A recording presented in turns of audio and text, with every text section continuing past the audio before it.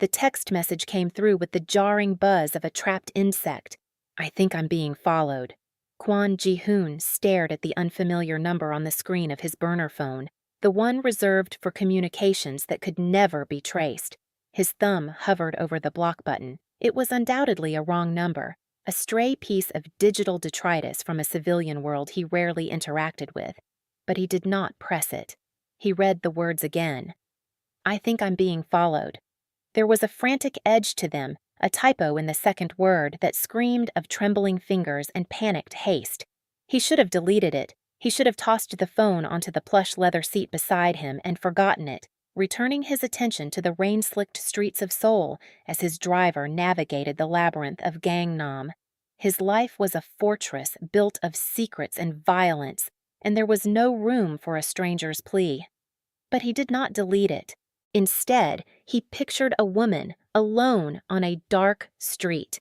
He pictured the sound of footsteps behind her, too steady, too close. He pictured the cold spike of fear that would be lancing through her veins. A profound and illogical sense of possession washed over him, hot and absolute.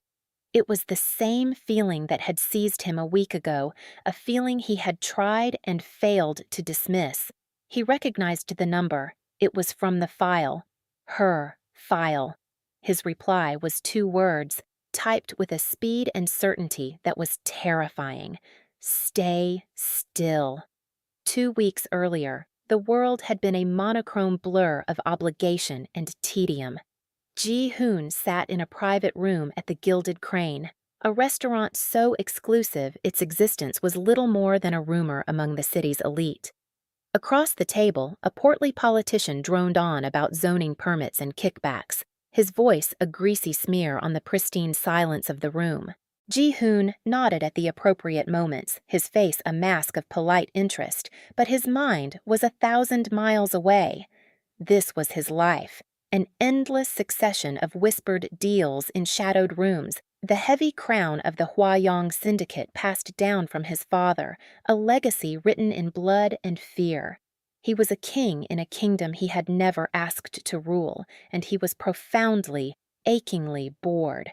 His gaze drifted past the politician's sweating face, through the sliver of open doorway and into the main dining hall. And that was when he saw her. She was a waitress. Her uniform was simple, a crisp black apron over a white shirt, her dark hair pulled back in a practical but elegant knot. She was not conventionally beautiful in the way of the women who typically populated his world. All polished surfaces and manufactured perfection. There was a smudge of something on her cheek, a stubborn strand of hair that had escaped its pin, and a weariness in her posture that spoke of long hours and aching feet. Then, a customer at a nearby table, a man reeking of new money and entitlement, snapped his fingers at her. Ji-hoon felt an immediate, visceral spike of irritation. The man complained loudly, his voice grating, gesturing at a spilled glass of wine on the tablecloth as if it were a mortal wound. He was blaming her, his tone condescending and cruel. Ji-hoon watched, expecting the usual response. A bowed head, a series of flustered apologies, the deference of the powerless to the powerful. He did not get it. The waitress, Hana, her name tag read, straightened her spine. She did not flinch. She looked the man directly in the eye, her own gaze clear and steady. "Sir," she said, her voice quiet but carrying the unmistakable ring of steel. Your own elbow knocked the glass over. I was standing a full meter away. The man sputtered, his face turning a blotchy red. Are you calling me a liar? I am stating a fact, she replied, her chin lifting a fraction of an inch. But I will be happy to bring you another glass, and we will, of course, replace the tablecloth. It was the way she stood her ground, the quiet dignity, the refusal to be cowed by a bully. It was like watching a single resilient wildflower pushing its way through a crack in the concrete of his gray world. In that moment, the politician's voice faded to nothing. The clink of cutlery, the murmur of the restaurant, all of it dissolved. There was only her, a spark of life, fierce and unyielding. It was not love at first sight. It was something far more primal. It was recognition, A part of him he did not know was dormant, a part that longed for authenticity, for courage, for light, woke up and staked a claim. Mine. The thought was so sharp and possessive it startled him. He had never felt anything like it. Women had been a commodity, a distraction, a part of the decor of his life. None had ever felt essential. The politician finally finished his monologue. Ji-hoon rose, shook the man's damp hand, and concluded their business with a few terse words. As he left the private room, he paused. Hana was clearing a different table now, her movements efficient and graceful. He pulled his phone from his pocket and sent a text to his lieutenant, Min Jun, the waitress. Name tag says, Ha-na, find out everything. Now, 2 weeks later, staring at her panicked text on a different phone, the file Min Jun had prepared for him flashed in his mind. Lee Ha-na, 24 years old, art history student at a city university, worked 2 jobs to pay for tuition and her mother's medical bills, lived in a cramped apartment in a working-class neighborhood with a roommate named Sora, principled, stubborn, no family connections of note, a completely ordinary life, a life that was now, however briefly, in his hands. Turn the car around, Ji-hoon snapped at his driver. Now! To Min Jun on his primary phone, his order was even more clipped. Lee Ha-na, her location now. She sent a distress text. 2 men are following her. Send a team to her apartment and another to intercept. I'm on my way. There was no question in Min Jun's voice, only immediate assent. Yes, Chairman. The world outside the tinted windows became a high-speed blur. Ji-hoon's heart hammered against his ribs, a frantic, unfamiliar rhythm. This was not the cold calculation of a business decision. This was raw, protective fury. The thought of anyone laying a hand on her, of putting that fear in her eyes, was intolerable. Hana's fingers felt like clumsy blocks of ice. She fumbled with her phone, trying to dial her roommate, Sora, but her hands were shaking too badly. She'd been texting her, complaining about her late shift when she'd first heard them. The footsteps, unhurried but perfectly in sync with her own. When she sped up, they sped up. When she crossed the street, they crossed the street. Panic, cold and sharp, had climbed up her throat. The main road had been bright and busy, but she'd made a foolish turn down a shortcut, a narrow street that was supposed to shave 5 minutes off her walk home. Now it was a canyon of shadows, the streetlights few and far between. She had tried to text Sora again, a desperate plea for help, her thumb mashing the screen. I think I'm being followed. She hit send without checking the number, her gaze darting over her shoulder. 2 men, silhouettes in the gloom, broad-shouldered and menacing. They were closer now. Her phone buzzed. A reply. But it wasn't from Sora. The number was unknown. Stay still. What? The message was so bizarre, so commanding, it momentarily broke through her fear. Was it a threat? A mistake? She had no time to ponder it. The men were picking up their pace, their intentions now horribly clear. Ha-na broke into a run. Her worn-out sneakers slapped against the wet pavement. Her lungs burned. She risked another glance back. They were sprinting now, closing the distance with terrifying ease. She saw an even narrower alleyway to her right, a dark slash between 2 buildings. A dead end, probably, but it was her only chance. She veered into it, her shoulder slamming against a brick wall. She ran 10 paces before realizing her mistake. It was a dead end. A chain-link fence topped with barbed wire blocked the way. She was trapped. She spun around, her back hitting the cold, grimy brick. Her breath came in ragged sobs. The 2 men appeared at the mouth of the alley, blocking her only escape. They walked toward her slowly, savoring her terror. One of them grinned, revealing a row of crooked, stained teeth. Nowhere to run, little girl, he rasped. Her heart felt like it was going to explode. She scanned the ground for a weapon, a rock, a piece of wood, anything. There was nothing. This was it. A scream built in her throat, raw and hopeless. Then, behind the 2 men, a black sedan slid to a silent, perfect stop at the alley's entrance, its headlights cutting through the darkness like twin blades. The doors opened before the engine was even off. The two thugs froze, turning toward the light. Three figures emerged from the car. They moved with a fluid, disciplined grace that was more frightening than the brutishness of her pursuers. The man in the center was tall, dressed in an impeccably tailored dark coat that seemed to absorb the shadows around him. Even from a distance, Hana could feel the aura of absolute authority that radiated from him. It was the man from the restaurant, the one who had stared at her with such unnerving intensity. "You have made a mistake." The man's voice was low and lethally calm. It carried down the alley, cutting through the tense silence. One of the thugs, emboldened by stupidity, pulled a knife. "Get lost. This is our business." The tall man, Ji-hoon, didn't even flinch. He simply gave a slight nod to the men flanking him. What happened next was a blur of brutal efficiency. There were no wasted movements. One of his men disarmed the knife wielder with a sickening crack of bone. The other delivered a series of precise, disabling blows to the second thug. In less than 10 seconds, both of Hana's attackers were groaning on the wet ground, incapacitated. The alley fell silent again, save for the pained whimpers of the two men and the sound of the rain. Ji-hoon walked toward her, his expensive leather shoes clicking on the pavement. He stopped a few feet away, his face half hidden in shadow, his eyes boring into hers. They were dark, intense, and held a storm of emotions she couldn't begin to decipher. "Are you hurt?" he asked. His voice was the same one from the alley entrance, calm, controlled, but now laced with a thread of something that sounded like concern. Hana could only shake her head, her body trembling uncontrollably. Her mind was reeling.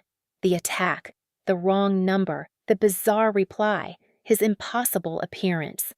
None of it made sense. How did you know?" She finally managed to whisper, her voice hoarse. "You texted me," he stated simply, as if it were the most obvious thing in the world. He held up his burner phone, displaying her message. "But I don't know you. That was a mistake. I was trying to text my friend." A flicker of something unreadable crossed his face. "A fortunate mistake." He shrugged off his heavy wool coat and draped it over her shoulders. It was warm and smelled faintly of expensive cologne and something else, something uniquely him. The gesture was so unexpectedly gentle it short-circuited her fear, replacing it with sheer confusion. This is creepy," she blurted out, the words tumbling out before she could stop them. "Following me, finding me, is this even legal?"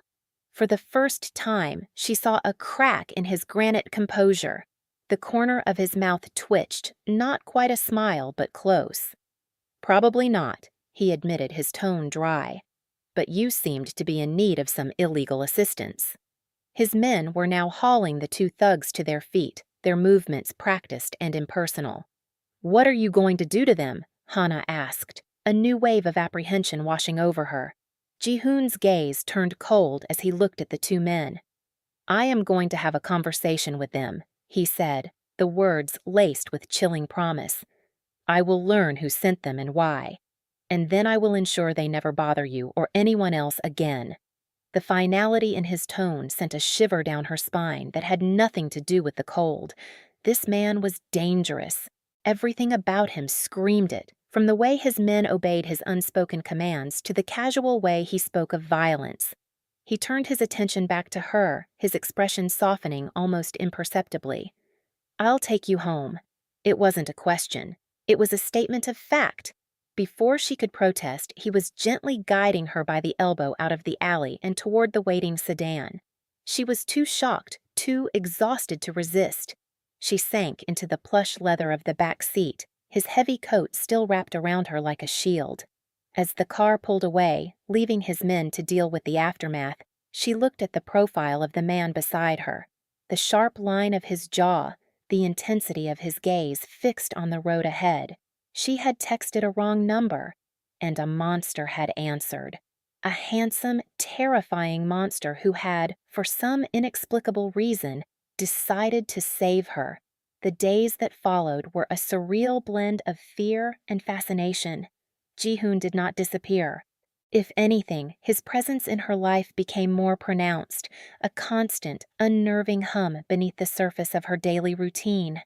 He did not call or text again at first. Instead, things began to appear. The first was a bouquet of flowers delivered to her apartment, so enormous the delivery boy could barely carry it. It was an ostentatious explosion of rare orchids and lilies that probably cost more than her month's rent. Hana stared at it, then at the simple card that read only Kwon Ji-hoon. She told the delivery boy to take it back. The next day, a high-end designer handbag was delivered to the restaurant where she worked. It was discreetly packaged, but her manager's eyes had widened in recognition of the brand. Hana refused the delivery, her cheeks burning with a mixture of embarrassment and anger. "Who is this guy?" her roommate Sora asked that night, her eyes wide as Hana recounted the tale for the 10th time. "Is he a chaebol heir? A celebrity?" "He's a creep, that's what he is," Hana muttered, pacing their tiny living room. "He's trying to buy me." "Well, he has expensive taste," Sora noted, picking a piece of lint off the sofa. "A girl could do worse than a creep with a black card." "Sora! I'm just saying, he saved you from getting mugged. Maybe he's just intense." Intense was an understatement. The following evening, he was there, waiting outside the restaurant as she finished her shift. He wasn't in the black sedan, but leaning against a ridiculously sleek sports car, dressed in casual jeans and a dark sweater that did nothing to diminish his formidable presence. Hana's heart did a nervous flip. She squared her shoulders and marched right up to him. "You need to stop." Ji-hoon pushed off the car, his expression serious. "Stop what?" "This," she said, gesturing vaguely. "The flowers, the bag, the lurking. I don't want your gifts. I don't want you waiting for me. It's weird and I don't like it." He seemed to genuinely consider her words. "The gifts were a mistake," he conceded. "I am unpracticed in these matters." His self-deprecation was so unexpected it threw her off balance. "I am not used to people saying no." "Well, get used to it," she retorted, though her voice lacked some of its earlier bite. "No? I see." He paused, his dark eyes searching her face. "Then let me try a different approach. Would you have coffee with me? In a public place. You can choose it. No gifts, no lurking. Just conversation." She should have said no. Every rational part of her brain was screaming it. He was dangerous. He was unsettling. He was from a world so far removed from her own, it might as well have been another planet. But then she looked into his eyes and she saw past the power and the intensity.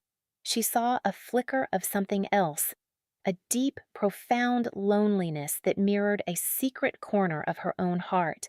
"Why?" she asked, the question soft. "Why are you doing this?"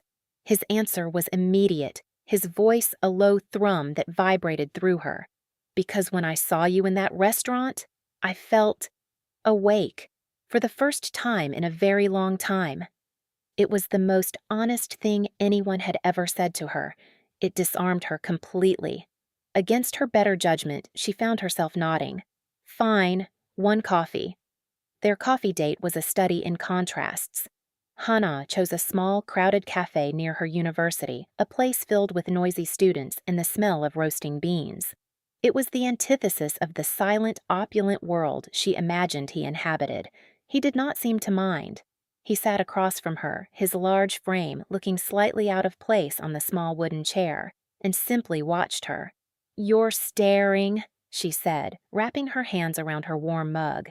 "I am," he admitted without apology. "I find you interesting to look at." The bluntness should have been arrogant, but somehow it wasn't. It was just a statement of fact. She found herself talking, telling him about her art history classes, her dream of one day working as a museum curator. She spoke of the frustration of juggling work and study, of the constant worry over money. She had never been one to complain, but with him, the words just flowed.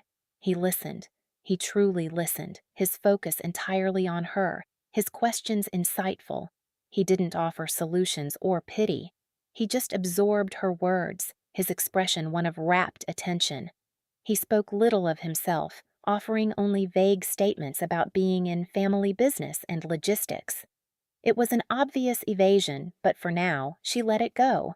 For 1 hour in that noisy cafe, he was not a monster or a kingpin. He was just Ji-hoon, a man with lonely eyes who looked at her as if she were a masterpiece. The coffee dates became a regular occurrence. Then dinners at quiet, unassuming places he somehow found. He was learning her language, a language that had nothing to do with power or money.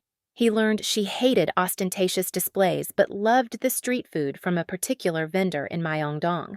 He learned she was fiercely loyal to her friends and carried the weight of her mother's illness with a quiet strength that humbled him. Ji-hoon, in turn, began to carefully open up. He told her about his sterile childhood, raised by tutors and staff, his father, a distant, formidable figure.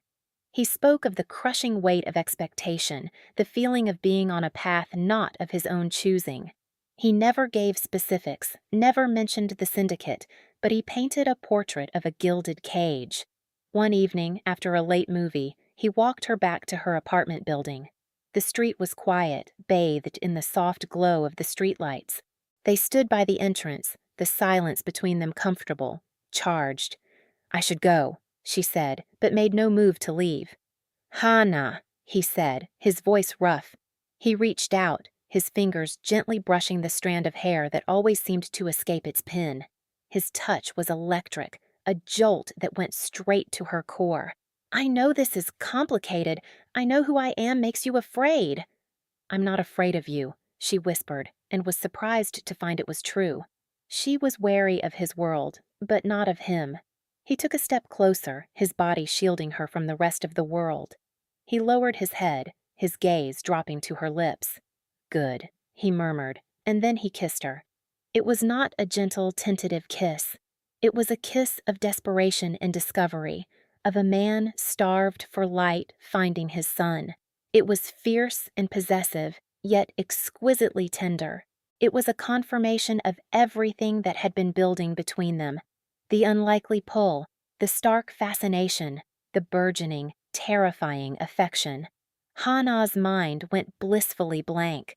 All her reservations, all her warnings to herself, evaporated in the heat of his mouth on hers. She wrapped her arms around his neck, pulling him closer, meeting his desperation with her own. When they finally broke apart, they were both breathless. He rested his forehead against hers, his eyes closed. "Stay with me," he whispered, the words a raw plea. It was not a command. It was a prayer. And in that moment, Hana knew she was lost. She had stepped off the edge of her safe, predictable world and was free-falling into his. Their relationship deepened, settling into a rhythm that was both exhilarating and precarious. They carved out a bubble for themselves, a fragile sphere where he was just Ji-hoon and she was just Hana. But the world he came from was not one that could be kept at bay forever. Cracks began to appear in their carefully constructed reality. It started with small things. A phone call he would take, his voice dropping to that lethally quiet tone, his back turned to her. He would end the call and his face would be a mask of stone, the warmth he showed only her momentarily extinguished. Once, his lieutenant, Min-jun, a man whose face was a roadmap of old battles, with a long, thin scar bisecting one eyebrow, appeared at their restaurant table, whispering urgently in Ji-hoon's ear. Ji-hoon had excused himself, his jaw tight, and had not returned for 20 minutes. When he came back, there was a darkness in his eyes that frightened her. "Is everything all right?" she had asked. "Business," he had replied, the word a steel door slamming shut between them. "It's handled." Her mother, with whom she spoke on the phone every Sunday, began to voice her concerns. "You sound different, Hana. You're always so distracted. This man you are seeing, who is he? What does his family do?" "They're in logistics, Iyama," Hana would lie, the words tasting like ash in her mouth. She was living a lie, not just to her mother, but to herself, pretending that the source of Ji-hoon's wealth and power was something clean and simple. The breaking point came on a Tuesday. Jihoon had surprised her, picking her up from her afternoon class. He was in a rare, relaxed mood, a genuine smile playing on his lips. He suggested a drive out of the city, along the coast. It felt like a stolen piece of normalcy, a perfect afternoon. They were stopped at a traffic light on the outskirts of Seoul when a black car swerved in front of them, boxing them in. Another pulled up directly behind. Hana's blood ran cold. Ji-hoon's entire demeanor shifted in a nanosecond. The relaxed man was gone, replaced by the kingpin. "Get down," he ordered, his voice flat and hard. He was already reaching into a hidden compartment in the center console. Men in dark suits poured out of the other cars, brandishing weapons. The idyllic afternoon shattered into a nightmare of screeching tires and shouting. Ji-hoon shoved her down onto the floor of the car, shielding her body with his own as the world outside erupted. She couldn't see what was happening, but she could hear it, the guttural shouts, the sickening, fleshy thuds of impact, a single sharp cry of pain. It was over almost as quickly as it began. Silence descended, broken only by Ji-hoon's ragged breathing. He slowly moved off her. "Stay in the car," he commanded, his voice strained. He got out. Ha-na, trembling, lifted her head and peeked over the dashboard. Ji-hoon stood in the middle of the road, surrounded by the crumpled bodies of their attackers. His own men, the ever-present shadows in his fleet of cars, were securing the scene with cold proficiency. There was blood on the knuckles of Ji-hoon's right hand and a fresh cut high on his cheekbone. He was staring down at one of the men on the ground, his expression one of pure, chilling fury. The bubble had not just cracked, it had exploded. That night, the silence in his penthouse apartment was a physical weight. The view of the city lights spread out below them like a carpet of fallen stars usually mesmerized her, but tonight it just felt cold and distant. She sat on the edge of a white leather sofa, her hands clenched in her lap. Ji-hoon stood by the floor-to-ceiling windows, his back to her. "You have to tell me," she said, her voice barely a whisper. "No more evasions. No more lies. What was that? Who are you?" He was silent for a long time. When he finally turned around, his face was etched with a pain so profound it stole her breath. He looked defeated. "My name is Kwon Ji-hoon," he began, his voice heavy, "and I am the chairman of the Hwa-Yong Syndicate." The name meant nothing to her, but the word syndicate landed like a stone in her stomach. "My father was the chairman before me, and his father before him. It is a family business, as I told you. But our business is not logistics." He took a breath, the sound ragged. "We control the private lending market in half of Seoul. We run the city's most exclusive high-stakes gambling dens. We have our hands in construction, in nightlife, in distribution. Some of it is legitimate. Much of it is not." He did not sugarcoat it. He laid the ugly truth bare, piece by brutal piece. He spoke of the violence as a tool, a necessary part of maintaining order and power. He spoke of rival factions, like the men who had attacked them today, constantly testing for weakness. He described a world of shadows and blood money, a world built on fear. "This is who I am, Hana," he finished, his voice raw with unshed tears. "This is the kingdom I inherited. A monster in a beautiful suit. The man you have been kissing. The man who loves you." The confession hung in the air between them, toxic and devastating. Every cell in Hana's body screamed. This was everything she despised. The bullying, the exploitation, the power that crushed ordinary people. The man who had complained about the spilled wine in the restaurant was a petty tyrant. This was tyranny on an unimaginable scale. And she loved him. The realization was a fresh wave of agony. She loved the man who listened to her dreams, who brought her street food in the rain, whose touch made her feel safe. But that man was inextricably fused with this one, this criminal, this king of the underworld. Tears streamed down her face, hot and silent. The men in the alley, the ones who followed me. Were they? They were low-level thugs, likely a random attack, he said quickly. But the ones today, they were from a rival. They were sending me a message.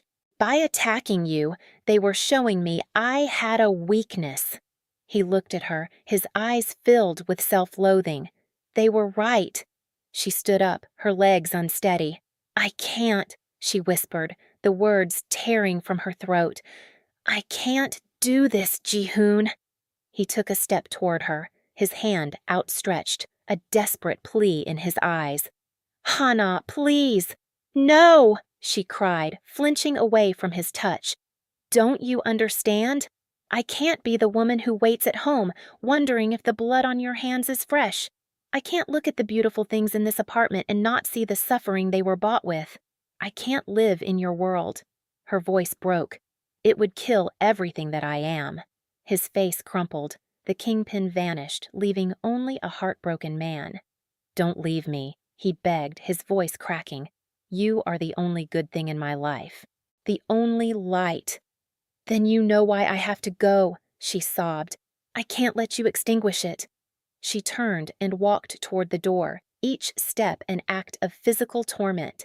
It felt like she was tearing herself in half. One half of her screamed to run back to him, to hold him and tell him they could figure it out. But the other half, the part of her that was forged in resilience and principle, knew it was a lie. She did not look back as she closed the door behind her, the soft click echoing the sound of her own heart breaking. The days that followed the separation were a gray, featureless expanse of misery. Hana moved through her life like a ghost, the vibrant colors of her world bleached out. She went to her classes, she worked her shifts at the restaurant, she smiled and nodded in all the right places, but she was hollowed out inside. The smudge of dirt on her cheek felt permanent. The stray hair was never tamed, and the weariness in her bones was now a soul-deep exhaustion. Everything was a reminder. The taste of coffee was bitter without him. The sight of a sleek black car made her heart seize in her chest. A couple holding hands on the street sent a pang of such acute loss through her that she had to stop and catch her breath. You need to eat, Sora pleaded one evening, pushing a bowl of rice toward her. Hana had been staring at the wall for 20 minutes, unblinking. I'm not hungry, Hana murmured. You look terrible, Sora said, her voice softening with worry. I know it hurts, but he was... You know what he was. You did the right thing. Did I? Hana whispered, a tear finally escaping and tracing a path down her cheek. It doesn't feel right. It feels like I cut off a part of myself. She remembered the loneliness in his eyes, the desperation in his voice when he begged her to stay. She had been his only light, and she had walked away, plunging him back into the darkness. The guilt was a physical weight, pressing down on her chest, making it hard to breathe. She had chosen safety and principle, but the price was a life devoid of the one person who had ever made her feel truly seen. The silence in her small apartment was no longer peaceful. It was the sound of emptiness. For Ji-hoon, the darkness was absolute. The light Hana had brought into his life was gone, and the ensuing void was a ravenous, all-consuming thing. He threw himself back into the syndicate's business, but the boredom was gone, replaced by a cold, nihilistic rage. He became more ruthless, more decisive, more dangerous than he had ever been. He crushed the rival faction that had dared to threaten Hana with a brutality that sent shockwaves through the entire underworld. His decisions were swift and merciless, his presence in meetings so chilling it made even seasoned criminals sweat. He had his kingdom back, more secure than ever. And it meant nothing. He would stand in his penthouse, staring out at the glittering city, and feel nothing but disgust. The luxury that surrounded him felt like a tomb. He would walk past the sofa where she had sat when he confessed his life to her, and the memory was a physical blow. He sometimes thought he could still smell her scent, a faint trace of cherry blossoms and coffee, and he would tear the room apart looking for its source, only to realize it was just a phantom of his own memory. Min-jun watched his boss with growing alarm. The man was a machine of ice and fury, working himself to the point of collapse, sleeping only a few hours a night, if at all. The gentleness Hana had coaxed out of him was gone, buried under layers of fresh violence and pain. One evening, Ji-hoon's father, the retired Chairman Kwon, summoned him to the family's ancestral estate. The old man sat in a high-backed chair, a portrait of cruel, reptilian stillness. "I hear you have been decisive," the old man said, his voice a dry rustle. "Good. That pathetic sentimentality you were displaying was a weakness. This girl, this waitress, I am glad you are rid of her. She would have ruined you." Something inside Ji-hoon snapped. The cold fury he had been directing at his enemies now turned inward, toward the man who had created him, who had shackled him to this life. "She was not a weakness," Ji-hoon said, his voice dangerously low. "She was the only part of my life that was not rotten to the core. This," he gestured around the opulent room, at the priceless antiques and the symbols of their blood-soaked legacy. "This is the weakness. This is the poison." His father's eyes narrowed. "Do not forget who you are. You are a Kwon. This is your birthright." "It is a cage," Ji-hoon shot back, the words he had spoken to Hana now a declaration of war. He looked at his father, at the empire of fear he had built, and he saw it for what it was. A hollow, meaningless monument to power. He had all the power in the world, and he could not have the one thing he wanted, the one person he needed. He walked out of his father's house that night a different man. The rage was still there, but it was no longer aimless. It had a purpose. Hana had left him not because she didn't love him, but because of who he was. She had refused to accept the monster. Then he would have to kill the monster. The decision, once made, was absolute. He called Min-jun to his office the next morning. The loyal lieutenant entered, expecting another set of brutal orders.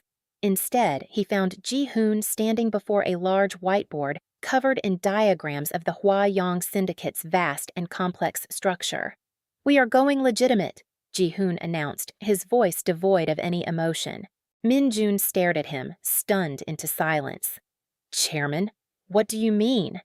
"I mean, we are getting out of the darkness," Ji-hoon said, tapping a section of the board marked illegal lending. "We sell this. We call in our debts, take the loss on the uncollectibles, and we liquidate the entire division. The money goes into this." He pointed to a new box he had drawn, labeled KJH Investment and Capital. "A legitimate venture capital firm." He went on, his voice gaining strength and purpose. He laid out a plan of breathtaking audacity. He would systematically dismantle the criminal elements of the syndicate. The gambling dens would be sold off or converted into licensed, regulated entertainment venues. The protection rackets would be terminated. The violent enforcement arm would be disbanded, its members given generous severance packages and a choice: retire or retrain for positions in his new, legitimate security firm. It was not just a plan, it was a revolution. And it was incredibly dangerous. "The elders will never accept this," Min-jun warned, his face grim. "Your father, the other families, they will see it as weakness. They will come for you." "Let them come," Ji-hoon said, his eyes burning with a cold fire Min-jun had never seen before. "I am tired of living in the shadows they built. We will fight them in the boardroom and on the stock market instead of in back alleys. We will become too powerful, too legitimate for them to touch." The process was a war fought on a dozen fronts. Ji-hoon worked with a relentless, obsessive focus. He was dismantling a machine that had run on fear for 3 generations and rebuilding it into something new. There were threats. His father publicly disowned him. Old allies became bitter enemies. There were attempts on his life, more subtle this time: a tampered investment, a planted news story, a hostile takeover bid. Ji-hoon met each challenge with the same ruthless intelligence he had once used to run the underworld, but now his weapons were lawyers, accountants, and market analysts. Min-jun, ever loyal, stood by his side, transforming from a hardened enforcer into a shrewd chief of operations. He saw the change in his boss. The cold rage was being forged into something constructive. It was a long, brutal, and bloody process. not always in the literal sense, but in the tearing down of an empire. A year passed, a year of battles and betrayals, of sleepless nights and impossible odds. But slowly, impossibly, the tide began to turn. The Huayong Syndicate was dead. In its place stood the Huayong Corporation, a powerful, diversified, and, for the most part, legitimate business conglomerate. The name still inspired fear in some circles, but now it also inspired respect in others. One day, Ji-hoon stood in his office looking at a newspaper article. It detailed the launch of the Huayong Foundation, a new charitable organization he had created, endowed with billions of won to fund scholarships for underprivileged students and provide support for community arts programs. The headline read, "Underworld Kingpin Turns Philanthropist?" It was not a complete victory. The past could never be fully erased, but it was a start. It was tangible proof of change. It was a promise. He carefully cut out the article, folded it, and placed it in an envelope. He did not write a letter. He did not need to. The article was the letter. He wrote only one thing on the envelope: her name. Lee Ha-na. He gave it to Min-jun. "Find her," he said, his voice quiet. "Make sure she gets this." Hana was working as an assistant intern at a small art gallery in Busan. She had left Seoul a few months after the breakup, unable to bear the constant reminders. Her life had found a new, quiet rhythm. It was safe, it was principled, and it was achingly lonely. She had tried to date, but it was useless. Every man was a pale imitation, a ghost against the memory of Ji-hoon's intensity. She still thought of him every day, a constant, dull ache in her heart. The envelope arrived at the gallery, delivered by a discreet messenger. She saw her name on it and her heart stopped. There was no return address, but she knew. Her hands trembled as she opened it. Inside was a single newspaper clipping. She read it once, then twice, then a third time. Underworld Kingpin. Turns philanthropist? The Huayong Foundation. Scholarships for students just like her. Funding for the arts. Her passion. It was a grand gesture so enormous, so profound, it defied belief. He wasn't just trying to be a better man. He was fundamentally changing the world around him. He was tearing down his dark kingdom and trying to build something that created light instead of consuming it. "I'm trying." The words he hadn't written screamed at her from the page. That night, she couldn't sleep. She walked along the Busan coastline, the sound of the waves a soothing roar. He had done it. He had actually done it. For her.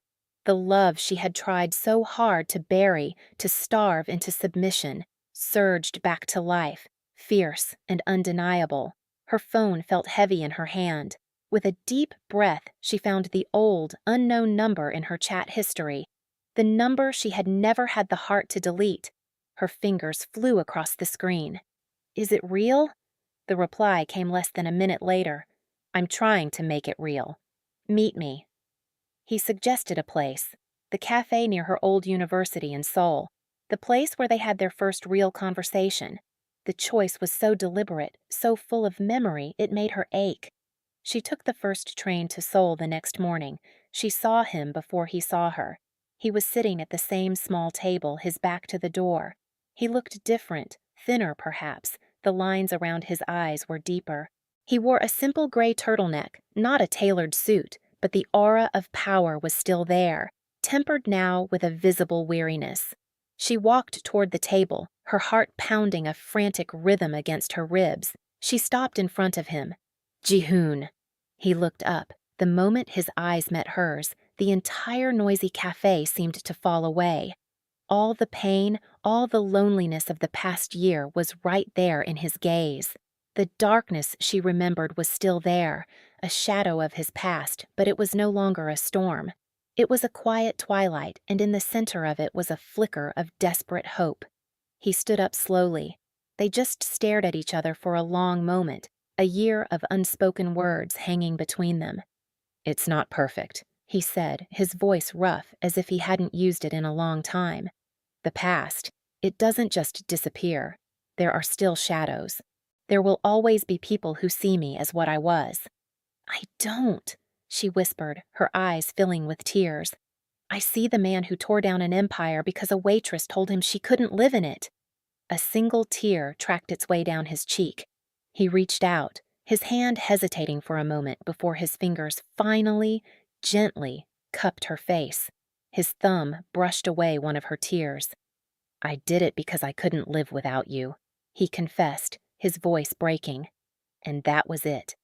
The last of her resolve crumbled. Words were inadequate for the tidal wave of emotion that crashed over them. She surged forward, her hands coming up to clutch the front of his sweater. He met her halfway, his arms wrapping around her, pulling her against him with a desperation that mirrored her own. His mouth found hers, and the reunion kiss was everything the first one had been, and more. It was a desperate, frantic collision. It was a question and an answer, a confession and a forgiveness. It tasted of salt and sorrow, of longing and relief. It was the end of their separation, the end of the loneliness. It was the chaotic, passionate, and perfect beginning of their future. He held her as if he would never let her go, and in the safety of his arms, Hana knew she was finally, truly home. 6 months later, Hana stood in the main hall of the newly opened Kwan Foundation Gallery, adjusting a small plaque next to a stunning Goryeo Dynasty Celadon vase. She was the gallery's head curator, a position Ji-hoon had created for her. She had been wary of accepting it at first, afraid it was another gift, but he had been insistent. It is not a gift, he had told her, his eyes serious. The foundation needs the best. That is you. Your salary will be paid by the foundation's trust, not by me. This is your world, Hana. I am just lucky enough to have a place in it now. She heard footsteps and turned to see him walking toward her. He looked at ease in a tailored suit, but the smile that reached his eyes was one she had put there. He came to stand beside her, his arm sliding around her waist. Everything is perfect, he murmured, his lips brushing her temple. Almost, she said, tilting her head back to look at him. You still have a tendency to lurk. He chuckled, a low, warm sound that she loved. I am not lurking. I am admiring my favorite work of art. His gaze was fixed on her, full of a love so deep and profound it still sometimes stole her breath. Their life was not a fairy tale. The shadows of his past were long. His father still refused to speak to him. Business was a constant battle, a tightrope walk between the old world and the new. But they faced it all together. He had redeemed himself, not just by changing his business, but by allowing himself to be vulnerable, to be loved, to be saved. And she, the resilient heart from the working-class neighborhood, had found that her principles were not a rigid wall, but a compass that had led her away from him, and then, ultimately, back to the man he had become for her. He was her redeemed kingpin, and she was the woman who had shown him that true power was not the ability to command fear, but the courage to inspire love. Love can be a powerful catalyst for change, a beacon of light that guides even the most lost souls out of the darkness. This story shows us that a person's past does not have to define their future, and that true strength lies not in wielding power over others, but in the courage to dismantle a harmful legacy to build something better. It reminds us that redemption is possible when fueled by a love that demands growth and refuses to settle for anything less than the best version of ourselves. We really hope you enjoyed this educational piece of content and hope that you could understand the moral lessons behind it. The journey from a dangerous obsession to a redemptive love highlights the profound impact our choices and our connections can have on our path in life. If you were moved by Ji-hoon and Hana's story, please show your support by hitting the like button, subscribing to our channel for more dramatic tales, and sharing this video with someone who loves a story about love conquering all. Now we want to hear from you. What did you think of Hana's decision to leave Ji-hoon after his confession? Was it an act of strength and principle, or should she have stayed and tried to change him from within? Let us know your thoughts in the comments below. And for our next story, we want you to choose. Would you like to see A. A prequel story about Ji-hoon's loyal lieutenant, Min-jun, and the scar that defines his past, or B. A story about Hana's best friend, Sora, who finds herself unexpectedly entangled with a rival Chaebol heir? Vote A or B in the comments, and we'll write the story you choose.